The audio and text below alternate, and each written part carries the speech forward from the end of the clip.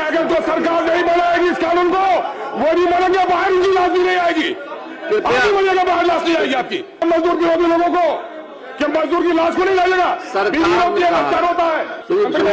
मंत्री महोदय, ऐसा कैसे हो जाएगा?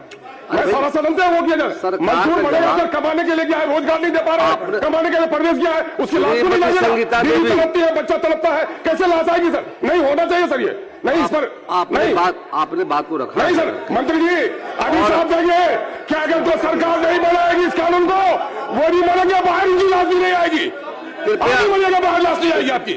क्यों नहीं कीजिएगा मजदूरों के लिए काम? आप मेरी मजदूरों पर हो रही है, अपनी राय दे दी। मजदूरों का मामला सर, मजदूरों का मामला सर, नहीं सर, 70% वोटर है मजदूर। ईमान जी नहीं सर, मजदूर का मामला अपनी राय दे दीजिए। मजदूर विरोधी जो लोग समर्थन नहीं करेंगे, अपनी राय दे दीजिए। बिहार देख रहा है मजदूर विरोधी लोगों को कि मजदूर की लाश को नहीं लाएगा, बीवी होती है, बच्चा होता है, इसके माने कि लाभ लेने के लिए उसको जाके कहीं गाड़ी के चक्के में दबना पड़ेगा।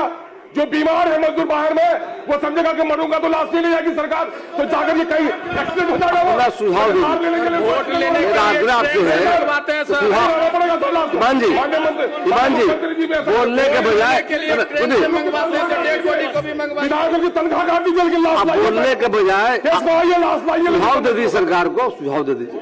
नहीं सर, क्या सुझाव क्या है? नहीं बोली, क्या सुझाव क्या आपका है? सुझाव क्या आपका? सुझाव दे दीजिए सर।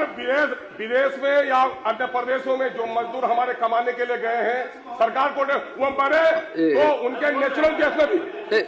श्री अख्तरुल ईमान। माननीय अध्यक्ष महोदय, मेरा जो प्रश्न है सर, मैं समझता हूँ सदन का आज का सबसे गंभीर प्रश्न है सर। जवाब भी है। और सर नहीं सर, मैंने क्या कहा है सर, बिहार के 70% लोगों के बच्चे प्रवासी मजदूर हैं सर, और मैं तत्कालीन मंत्री जीवेश मिश्रा साहब का शुक्रगुजार हूं कि मेरे प्रस्ताव पर उन्होंने विदेश में और देश के अन्य राज्यों में मरने वाले एक्सीडेंटल डेथ को घर लाने का इंतजाम किया है।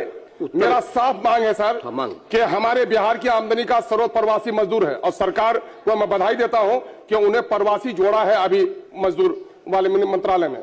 तो प्रवासी मजदूरों के कल्याण के ताल्लुक से कुछ तो कर नहीं पाते, कम से कम इतना कर दीजिए सर कि उनका जो एक्सीडेंट डेथ होता है तो फौरी तौर पर उसमें भी दिक्कत होती है, लेकिन नेचुरल डेथ भी हो जाकर तो वो बेचारा कर्ज में लेकर गया है सर, पूरा पूछा सर, उनके लाश को उनके घर में पहुंचा जाए। बीवी बच्चे बिलखते हैं, 70% परिवार बिहार के हैं जिनके प्रवासी मजदूरों पर घर चलता है, उनके लाश को घर पहुंचाया जाए सर, यही बात कर रहा हूँ सर।